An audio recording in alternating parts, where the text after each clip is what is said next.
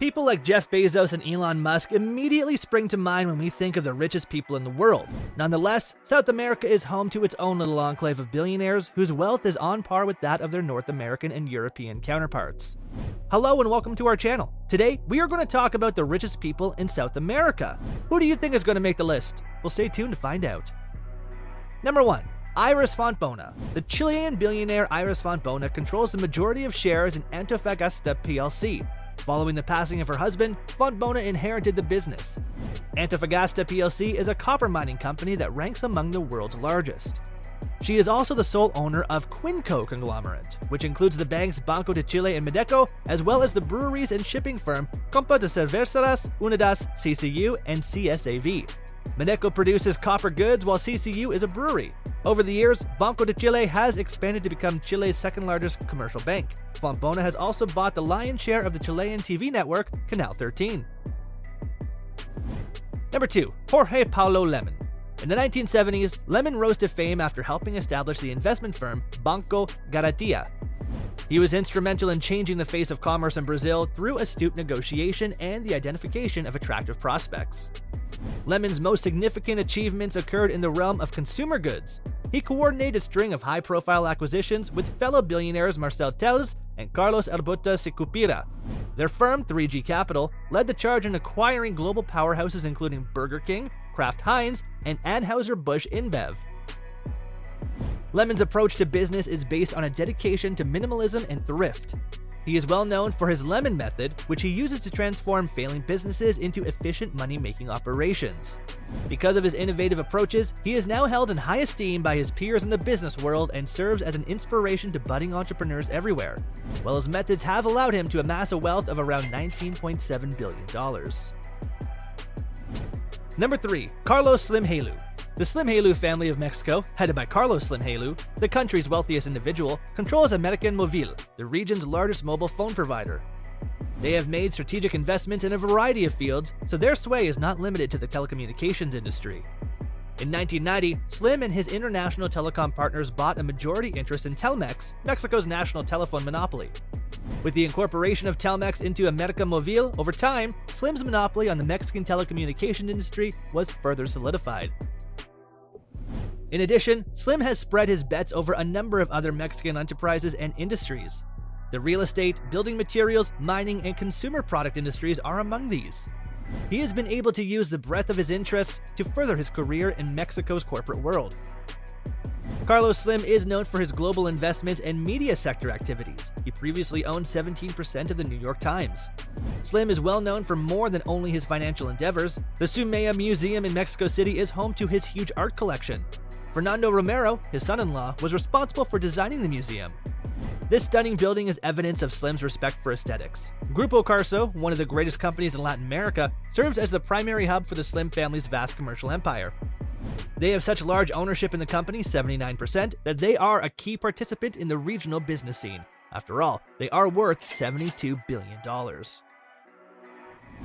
Number 4. Joseph Safra. On December 10, 2020, at the age of 82, Brazilian billionaire and the world's wealthiest banker Joseph Safra passed away. Safra was an influential figure in international finance and had a wide range of commercial interests as a member of a prestigious Syrian financial family.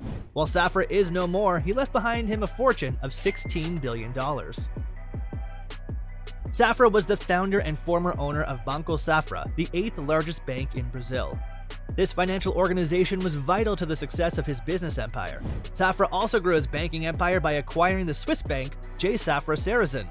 This bank, which has been active in the Swiss financial market since its formation via a 2013 merger, is named for the country. Jacob Safra, Safra's eldest son, now oversees J. Safra Sarasin and the family's U.S. real estate interests, in addition to running the Safra National Bank of New York. Jacob was essential to the success of the family's banking and financial businesses, which he helped to establish and grow. Banco Safra in Brazil is now run by David Safra, another of Safra's sons. The family's banking business in Brazil and overseas were efficiently managed thanks to this division of labor. Safra invested mostly in the banking sector, although he also spread his money across. For instance, he had a 50% share in the major banana grower Chiquita Brands International.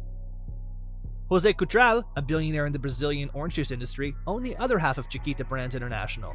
Safra's diverse economic interests were on display in their investment in the agriculture industry. Number 5. Germán Larrea, Mota, Velasco, and family. Grupo Mexico is Mexico's largest copper mining firm, and Germán Larrea Mota Velasco is the company's principal owner. Grupo Mexico has branches in both the United States and Peru, in addition to its main base in Mexico.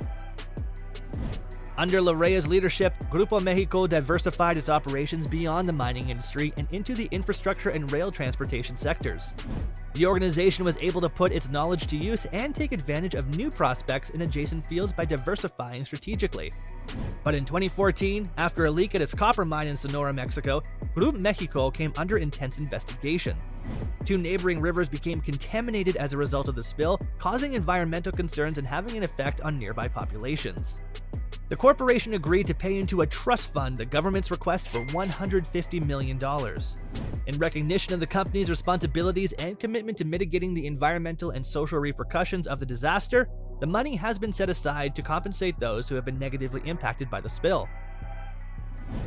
Larrea made the strategic choice in 2017 to split out the transportation division of Grupo Mexico into its own company, G Mexico Transport. Because of this spin-off, the transportation division is now a separate firm that can devote all of its resources to the rail transportation industry. There was cooperation between Carlos Slim and another powerful person in Mexico's corporate world, as his companies held a stake in G Mexico Transport. The family's net worth is around $30.1 billion, according to Forbes. Number 6. Luis Carlos Sarmiento. Colombian tycoon Luis Carlos Sarmiento Angulo, who made his fortune in the building trade, later entered the banking industry. Sarmiento Angulo has established himself as a major player in Colombia's financial sector through his company, Grupo Aval, which controls almost a third of the country's banks. Sarmiento Angulo is still the chairman of Grupo Aval and is responsible for setting the company's direction and strategy despite his advanced age. Sarmiento Angulo worked in construction for a short time after earning his engineering degree, but he took a risk by taking the reward of 10,000 pesos and starting his own business. He used the money to start his own construction company, which would later go on to achieve incredible success. El Tiempo, the largest newspaper in Colombia, was purchased by Sarmiento Angulo in 2012. He was able to diversify into the media industry through the deal, which is estimated to be worth roughly $250 million. This investment was evidence of his wide-ranging interests and clout in various fields.